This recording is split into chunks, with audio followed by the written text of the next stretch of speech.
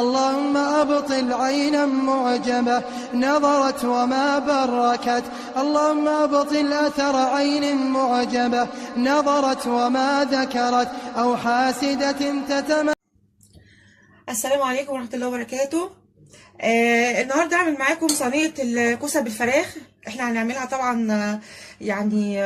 هنعمل الكوسة بطريقة مختلفة، تجديد يعني، عشان خاطر طبعا الكوسة مش ناس كتير يعني بتحبها.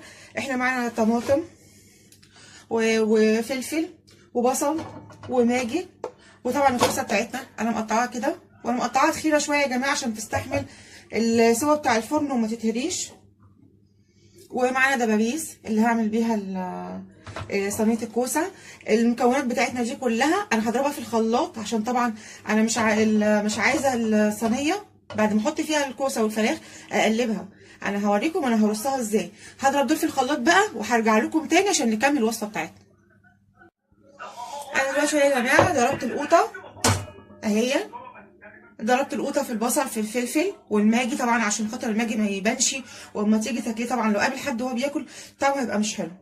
ماشي. احنا معانا التوابل بتاعتنا اهي، كمون وفلفل اسود وبهارات وملح. طبعا انا علشان مش عايزه اقلب الصينيه بتاعتنا، عايزاها تفضل الرصه بتاعتها زي ما هي عشان الكوسه يعني ما تتهريش وكده. فانا طبعا هرصها قدامكم دلوقتي.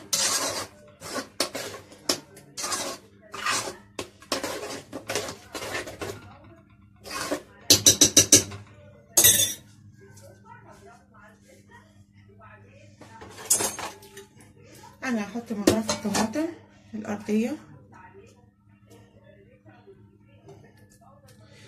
طبعا عشان زي ما انا قلت لكم ان انا مش عايزه اقلب الاكل.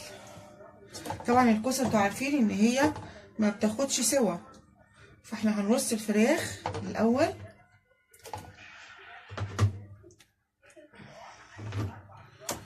وبعدين نحط الكوسه عليها. ماشي. نحط رشه صلصه كده، اهم حاجه عشان طبعا الفراخ والكوسه تبقى واخده طبعا من كل القوطه والتوابل وكل حاجه. ونحط بقى الكوسه طبعا على الوش.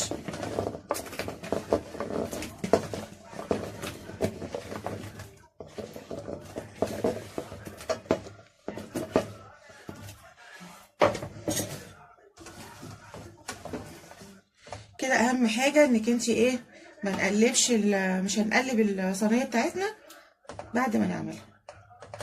يعني احنا رصيناها خلاص، هتاخد غلوه من على البوتاجاز من فوق وبعدين هندخلها الفرن. نحط بقى بقيه الصوص بتاعنا عليها. طبعا يا جماعه انا عايزه اقول لكم ان انا مش هحط فيها طبعا ميه تاني، انا حاطه فيها ميه قليل خالص لان الكوسه طبعا بتنزل ميه والفراخ كمان بتنزل ميه.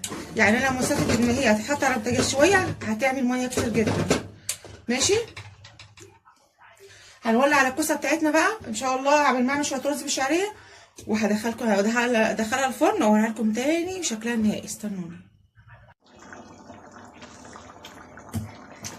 نخش نولع الكوسه بتاعتنا يا جماعه. هي غليت ونزلت طبعا نص ميه طبعا كتير. حاولي ما تحطيش ميه كتير في الكوسه في اي اكل بتعمليه حتى لو محشي علشان هي بتنزل ميه.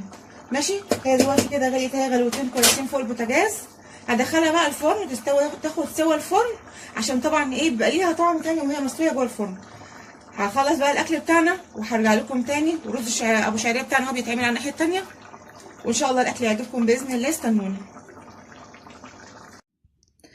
صينيه الكوسه بتاعتنا يا جماعه اتعملت اهي، شايفين جميله ازاي؟ جميله جدا جدا طبعا، ولا دسمه ولا اي حاجه طبعا. انت ولا قليتي ولا عملتي تسبيكه ولا حاجه مثلا توجع المعده ولا الكلام ده كله.